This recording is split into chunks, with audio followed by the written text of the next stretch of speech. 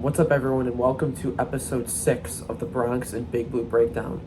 I'm your host, Brady Heslin, and today we're going to have a very positive episode, and that is something we have not had much of really at all throughout this, history of this podcast. So without further ado, let's get into it. So let's begin with the New York Giants. I don't know if you guys can tell, before I hop into it, I'm trying something different. I'm recording on my phone, and I have my notes on my laptop to my right. So if you see me looking away, that's why. I just want to see. My phone obviously has much better quality for the video. I want to hear how my AirPods sound for like the voice and whatever, but if it doesn't go well, I'll go back next week, but I just wanted to try it out. But let's get into the New York Giants. So let's start with, obviously, the big headline, which is Jackson Dart. So Giants win 21-18. Dart, he goes 13 for 20, 111 yards, 1 touchdown, and no interceptions. He also goes 10 for 54 and a touchdown on the ground. So here's what I'll say. Pump the brakes a little bit with Jackson Dart. People, are kind of overrating his performance a little bit because he's a rookie. It's his first start. I'm not trying to take anything away from him. I'm not trying to do that at all. He looked comfortable. He didn't try to do anything too, crazy throwing the ball. He did have some pretty crazy runs, and that's something he's going to have to learn a little bit, is how to protect himself a little bit better.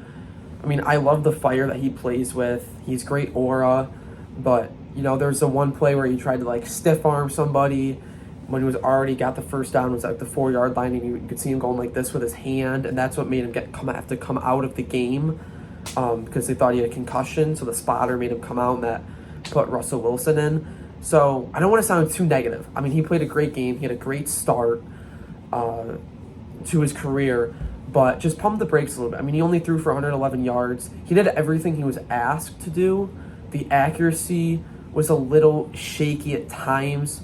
But at the end of the day, I will gladly take that start from Jackson Dart. It's just, don't start throwing him into all these conversations. I know it's super exciting. I know it's really, really exciting what he did, but just pump the brakes a little bit. Let's see a little bit longer. I know this was also a tough matchup for Dart. It really was. I mean, Jesse Minter and the Chargers have a really good defense. So at the end of the day, he does his job and leads the Giants to win, and he's 1-0 in his career. So shout out Jackson Dart. Cam Scattaboo, he was 25 for 79, but it felt like he did more than that. Only 3.2 a carry. So, yeah, again, feels like he did more. I think he just had a lot of runs that were 2 yards, 1 yard, or even a loss of yardage. But I think he did better than his stat line shows of the 25 for 79.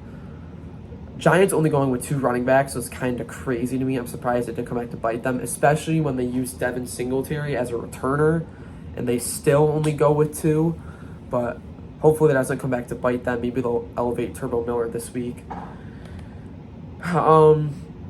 Let's get into the bad part. Malik Neighbors, torn ACL, done for the season. Don't know if he's going to return to the player that he is right now. It just absolutely sucks. I remember I was talking to my dad before the season, and I always would say Andrew Thomas is the most important player to this Giants team, because if he goes down, the team is screwed. I think Malik Neighbors passed him in that regard, just because of the depth of the wide receiver room and just the impact this guy makes. I mean, teams have to scheme for the Giants because of Malik Neighbors.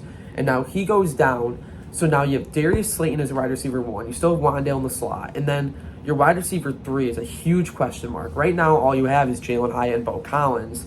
They're definitely going to be bringing someone in, I think, which is something that I will be talking about later on the fan mailbag portion of the episode. But it really sucks me. I mean, this guy's my favorite player. He's my favorite New York Giants player.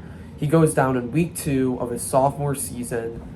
Season is done. Hopefully he's back for next year. But now we're going to have to hear all the questions of, how's Neighbors looking? How does he feel? Hopefully he doesn't lose a step with his speed or his elusiveness and that kind of thing. So it just really sucks, man. It really does. Between OBJ, Saquon, now Malik Neighbors, just these young offensive studs getting hurt early in seasons. And Bobby Skinner said on his podcast where, so Neighbors had a great rookie season. His sophomore year is gone, and you hope that his year 3 he can get back to what he was. But then if he doesn't, in 4 years of Malik Neighbors, you have one good season to show for it. So yeah, it really sucks. I mean, you knew as soon as he went down that it was probably ACL, and today they confirm it. But just so unfortunate, man, with the state of this team. I mean, we get Jackson Dart and Malik Neighbors for a quarter and a half, and then Neighbors goes down. Like, he gets 3 targets with Dart. They're just terrible. So they're going to have to get creative with the offense now. I mean, no Tyrone Tracy, no Malik Neighbors. So going to have to get creative with those wide receivers. And that is something Dable did. In his first year when they went to the playoffs, the wide receiver room was, they had Darius Slayton, they had Wandale got hurt, so they had, Isaiah Hodgins, Richie James. Like, these are guys that they are going to have to, like a Slayton and Wandale, like those guys being your number 1 receivers, they're going to have to get creative with how you do the offense to help out your young quarterback. So we'll see what Dable and Calf can do in that regard. But now going to the defense. I mean, the defensive line was unbelievable. I did these stats yesterday, so these are the unofficial numbers, but still. Abdul Carter had 9 pressures, 5 QB hits, 4 hurries. Brian Burns had 1 sack, 6 pressures, 3 QB hits, and 2 hurries. And Kayvon Thibodeau had 1 sack, 5 pressures, 2 QB hits, and 2 hurries. I mean, this defensive line took over the game. Sorry. I knew that's something that was going to happen.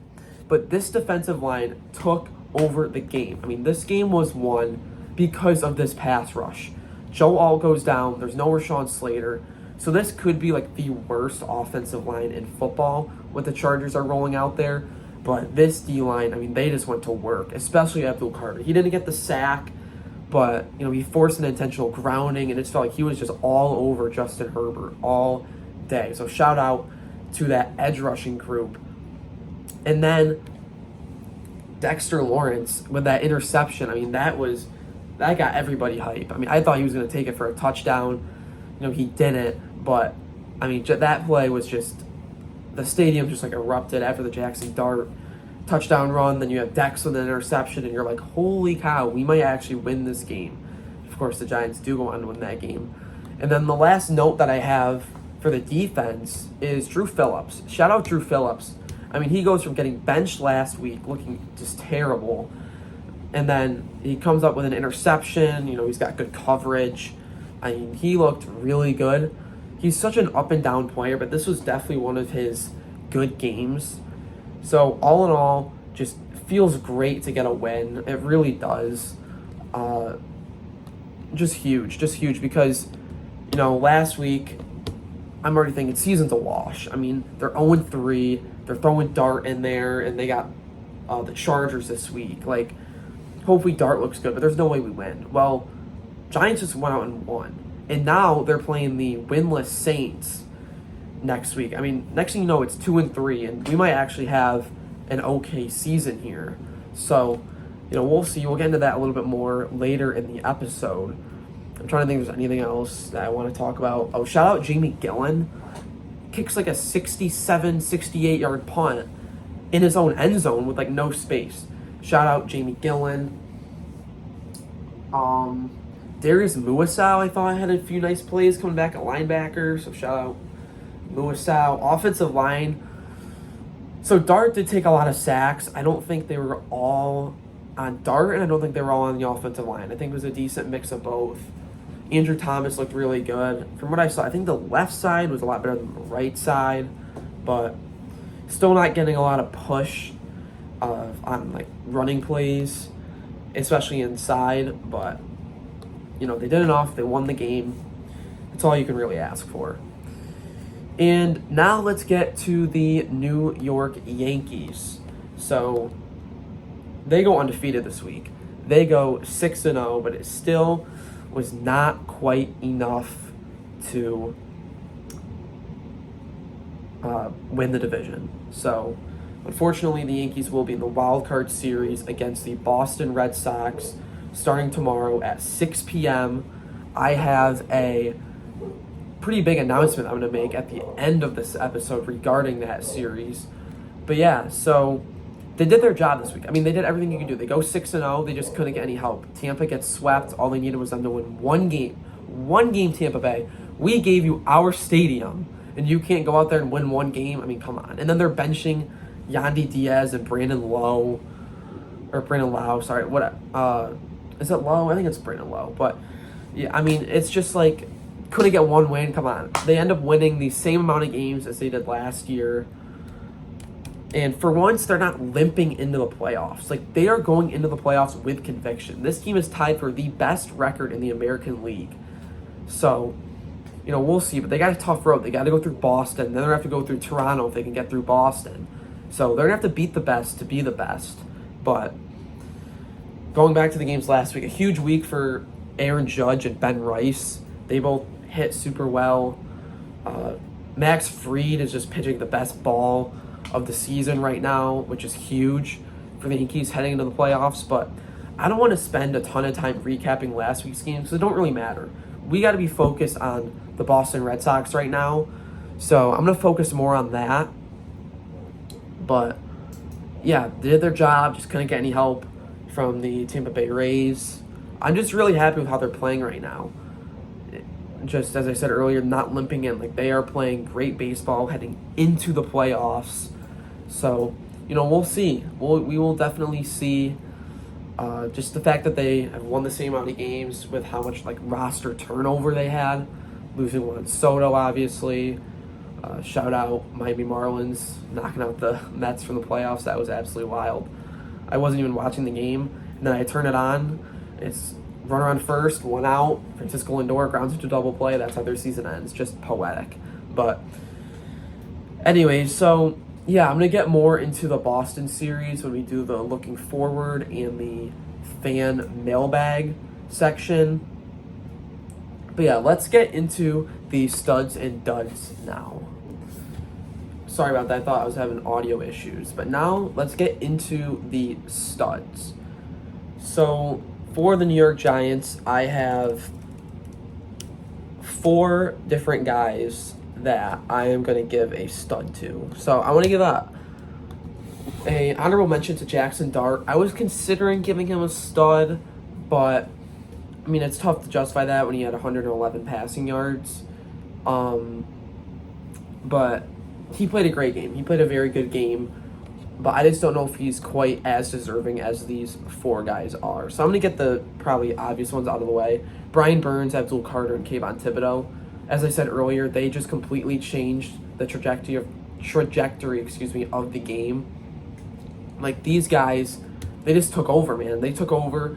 They picked apart this bad Chargers offensive line. It just completely disrupted what they were trying to do.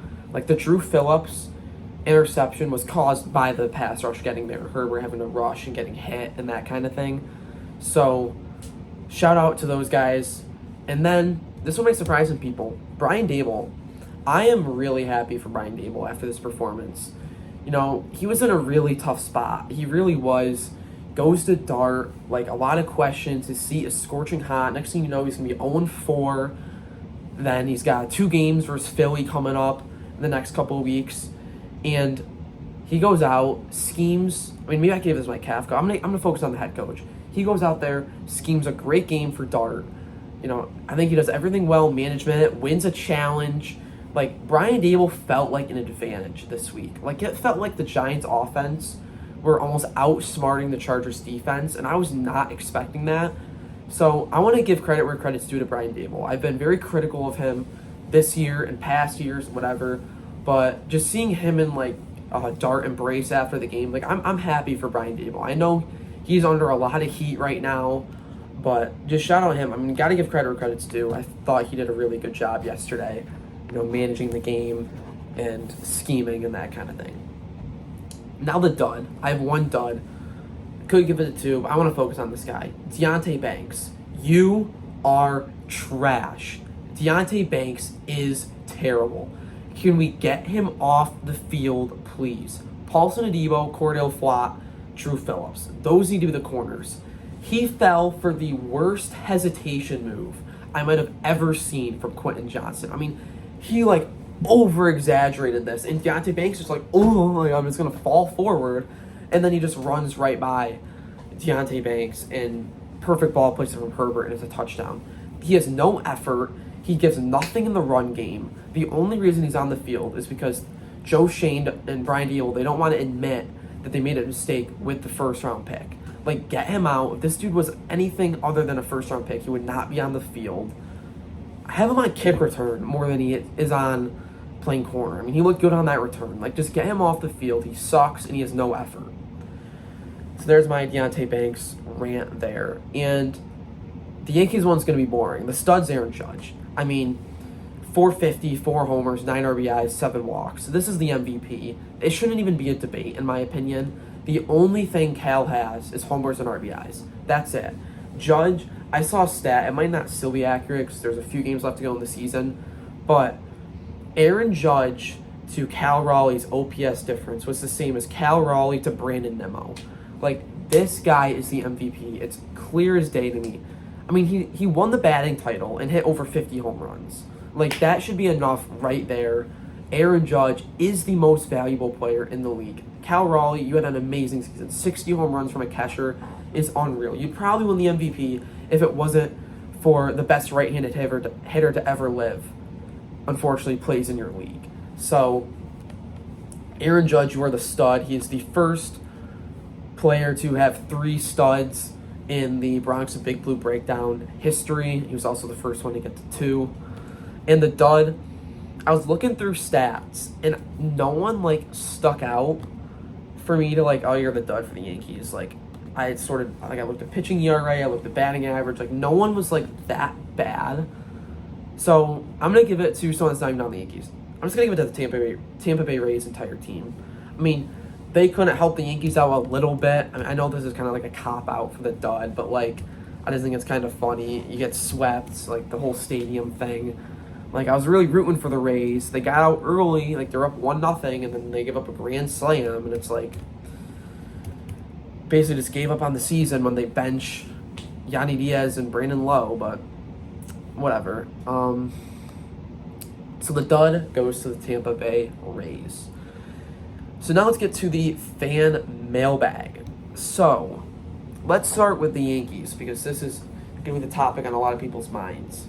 What does the Yankees lineup look like for Game 1? Obviously, they're going against Garrett Crochet, so it's a lefty. So that's where the Yankees lineup gets real funky.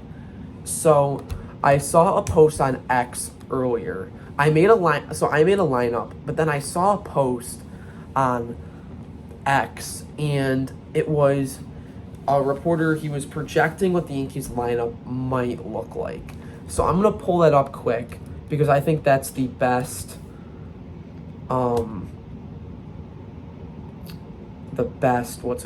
like, projection of what we have so far.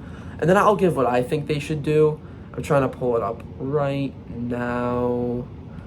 All right, so it is from Chris Kirschner, I believe is how you say it.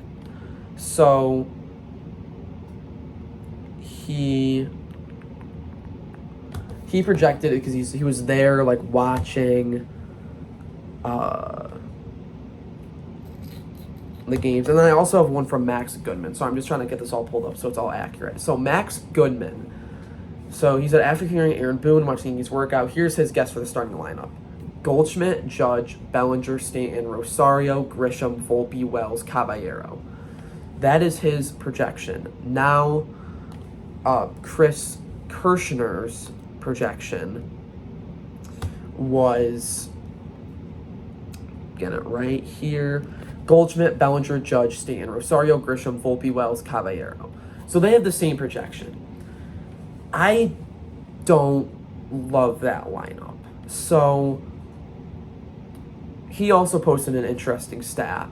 Since June 1st, Paul Goldschmidt has a 676 OPS versus lefty pitching. Ben Rice has a 723 OPS versus lefties in the same span. So obviously the argument is, do you go Goldschmidt or do you go Rice at first? It's really tough. It really is. It's really tough. Ben Rice has been on fire recently. So I'm going to give you guys my lineup. It's a lot different than what the Yankees I have Grisham, Judge, Bellinger, Stanton, Chisholm, Rosario, Goldschmidt, Wells, Volpe. I just think having Grisham lead off gives you a lot more flexibility with what you can do with the lineup. I also don't agree with starting Caballero over Jazz. I mean, Jazz is a 30-30 player. Like, you're really going to bench him because they're facing a lefty? Like, I know the splits, but, like, Caballero gives you a lot of versatility off the bench. He can run for Stanton late in the game, that kind of thing. It's just like I like Rosario being in the lineup. I think they should have Rosario at third and then just have Jazz at second. And then the Goldschmidt-Rice thing, like, that's a flip of a coin, man. It really is. The only argument you maybe can make is I'd rather have Rice off the bench to face a righty later in the game than, like, having Goldschmidt. I don't know. It's tough. Rice will get in the game. I'm confident about that. Unless the Yankees are up big, then they'll keep Goldschmidt in at leadoff. I don't think he should be leading off. I do not like Goldschmidt leadoff. I'm fine with him being in the lineup. If they're going to roll with this lineup, I would rather see, like, a Grisham, Judge, Bellinger, Stanton, Jazz. I'm just going with this lineup. So Grisham, Judge, Bellinger, Stanton. Maybe. Is this where you go Goldschmidt, Rosario, Wells, Volpe, Caballero? Because I know there's 3 righties in a row, but when a righty comes in, you can just go to Rice off the bench. I don't know. It's really tough. It is tough.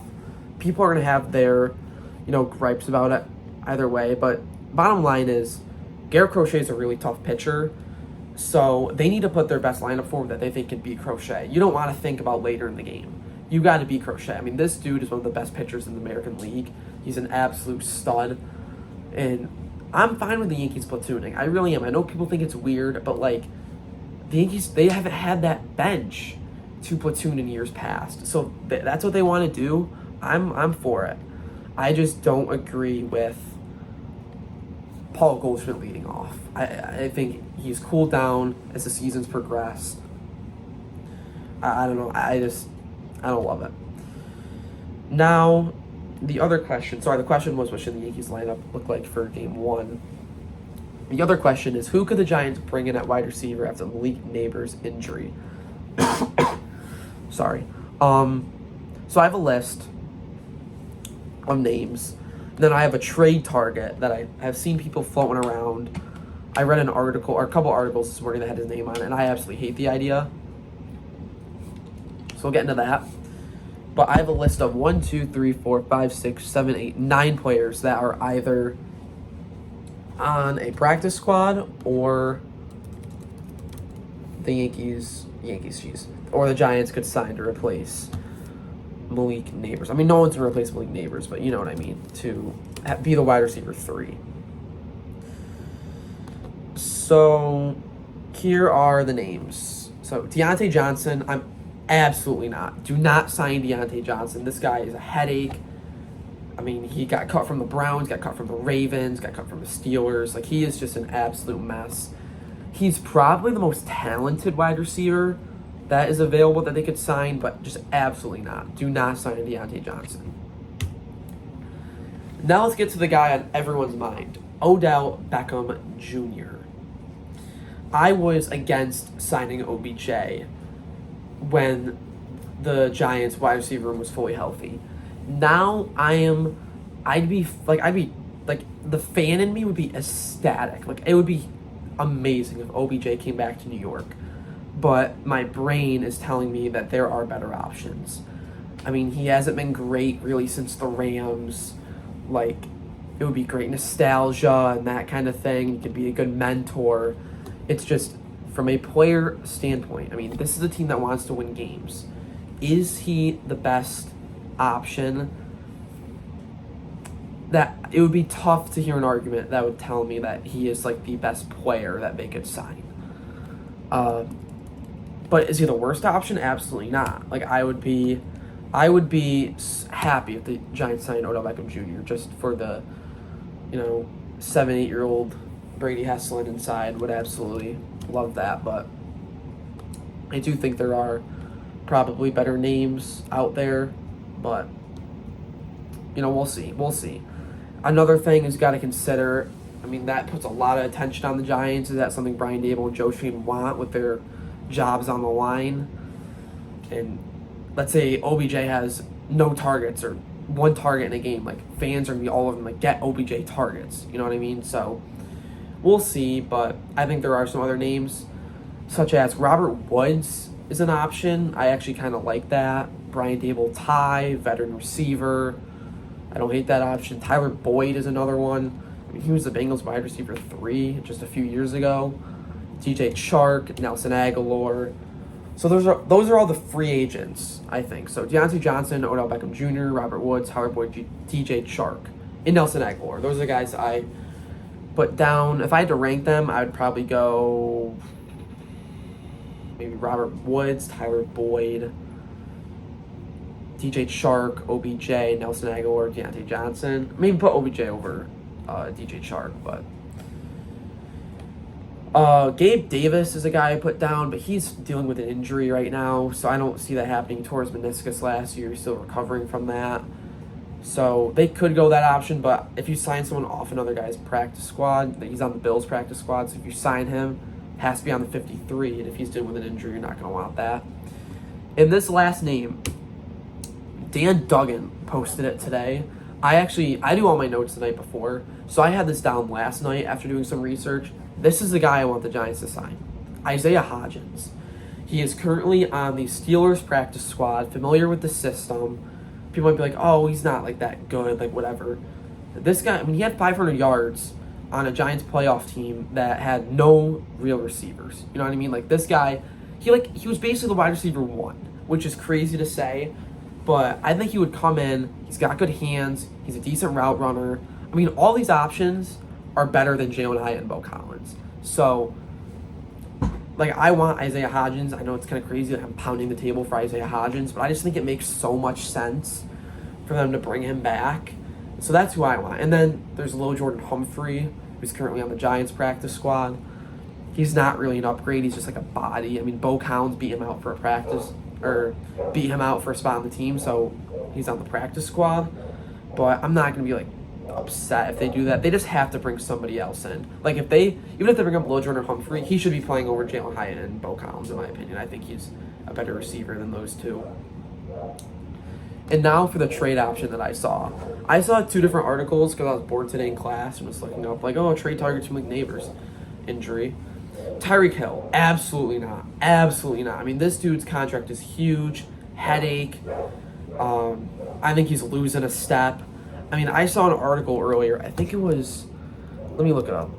Giants trade targets after Malik Neighbors injury. I want to get the source right because it was completely awful. It was, I read one from Giants Wire. I think it was MSN or something like that. It was Tyreek Hill for Brian Burns and a high draft pick. Are you kidding me? And then the other options were, Jacoby Myers makes some sense, maybe a late pick, but I don't know if the Giants are in a spot to be trading draft picks right now. Tyler Lockett was the guy they put down. If Russ was the starter, maybe, no. Just sign someone at that point.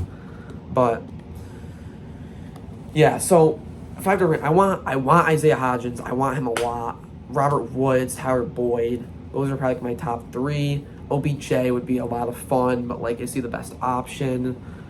And then you got the Nelson Aguilars, the DJ Sharks, and that kind of thing. So they'll be bringing in some guys, I'm sure.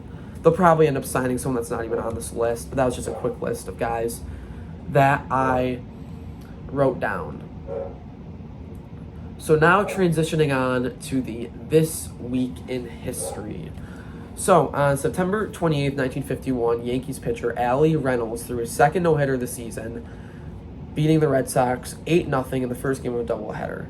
So Max Fried, Carlos Rodon. Do you guys want to do that? You want to throw no hitter against Boston? I would absolutely love that. And yeah, I'm going to talk more about the series coming up here. And now for the New York Giants. On September 23rd, 1990, the Giants defeated the Dolphins 20-3 at Giants Stadium. Dan Marino was held to just 119 yards, and the Giants defense smothered Miami's offense. So the Giants did give up 18 points. This reminded me of the game yesterday. I mean, the pass rush, I keep saying it, they were just all over Justin Herbert. I absolutely loved that. So, yeah, just a few cool facts there for the Yankees and the Giants. Now we'll preview the Giants first because they are not as important right now as the New York Yankees. So looking at the Giants, they are going against an 0-4 New Orleans Saints team. They need to win this game. They need to get to 2-3, prove that this season isn't just already over. I mean, I said it was already over. This team's not making the playoffs. But let's win 7 games. Let's just try and win 7 games. Again, this is a team you have to beat. Spencer Rattler doesn't even have a win yet in his career. They are, yesterday I checked, some things were saying they were a 1.5 favorite. Others were saying they were 2.5-point favorites. They need to win this game. They also need to see development from Jackson Dart. This is a much more favorable matchup for Dart. I mean, the Chargers have a great defense, but the Saints, they're a winless team. Show some more development. I said, interesting to see how offense is without Malik Neighbors. Again, they got to get creative. Dable Kafka got to open some things up for Darius Slayton down the field. Maybe some, short routes for Wanda Robinson. And then we'll see what they do at wide receiver. I mean, I don't know if unless they sign like Isaiah Hodgins, I don't know if one of those guys is going to be ready for this week's game. So I would like to see Bo Collins on the field more than Jalen Hyatt. But I would like to see Jalen Hyatt on the field if they're going to, for deep balls and that kind of thing, maybe to spell Darius Slayton a little bit. But I think down to down, Bo Collins is a better receiver. I mean, he was open on a comebacker yesterday, but the broadcast was saying, maybe the chemistry isn't quite there and whatnot. And Dart's got to develop that because you got to throw it while, you're seeing his back. So, and then I said need less sacks on offense. Dart's got to be a little bit smarter, got to learn to throw the ball away, but that's going to come with time. I'm not trying to be overly critical with Dart. He's going to need time to develop and that kind of thing. So don't want to have as many sacks. And then defenses need to dominate Spencer Rattler. I mean, make his life a living hell. Like, get all over him. Brian Burns, Kayvon Thibodeau, Abdul Carter, Dexter Lawrence. I mean, make him just rattled. Just don't give him his first career win. And then strong special teams. Said it last week, need it again. Jude, I looked up how to say his name yesterday. I already forgot. It's Micatomney, I believe. At first I thought it was like something. I thought it was Macatami. I believe it's Micatomney. So, he did his job this week, but he had no real long kicks. Jamie Gillen, shout out to him. So, the returners, just strong special teams game. Don't lose this game because of special teams, or I'm going to be upset. Like, this game needs to be won for the Giants. And then looking at the New York Yankees. So again, they have a wild card series, best of 3 versus the Boston Red Sox. It's going to be Fried versus Crochet, Rodon versus Bello, and then I had Schlittler versus Giolito, but looks like Lucas Giolito is hurt. He is not going to be on the roster for the Red Sox for this series. So I'm trying to figure out who might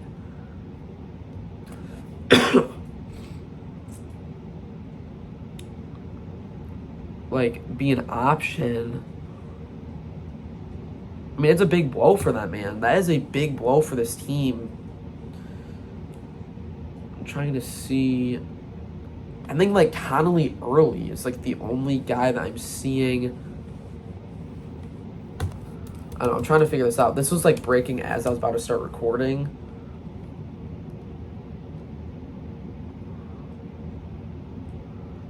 I don't really know who else.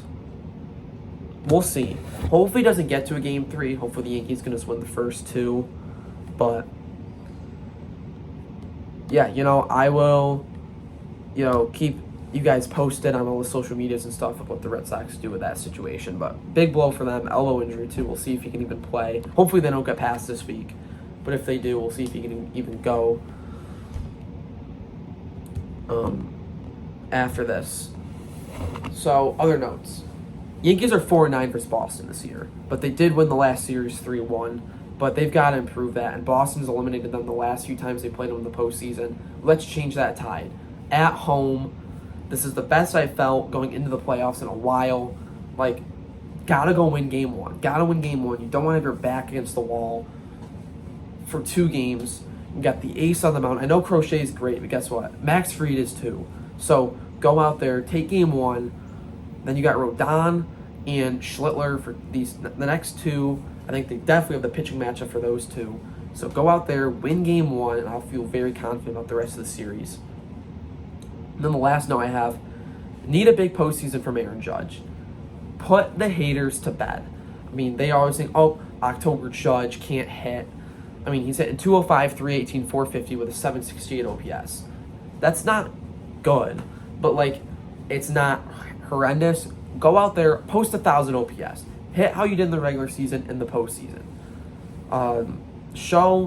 Go get that ring. Go get that ring on your finger. Solidify yourself as a Hall of Famer. Solidify yourself as one of the best hitters of this generation, as one of the best hitters of all time.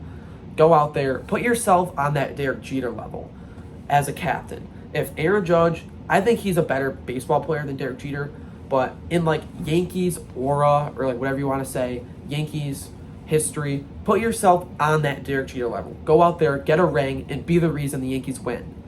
So that's kind of my rant about these Yankees series versus Boston. I'd love to see an unexpected hero too. I love seeing that. I love if like a Ryan McMahon just kind of goes crazy a little bit.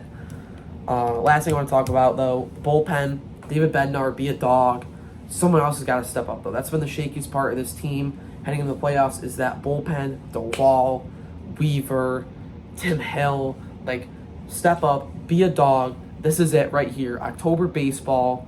Let's do this. All right. So that is my Yankees rant for the postseason.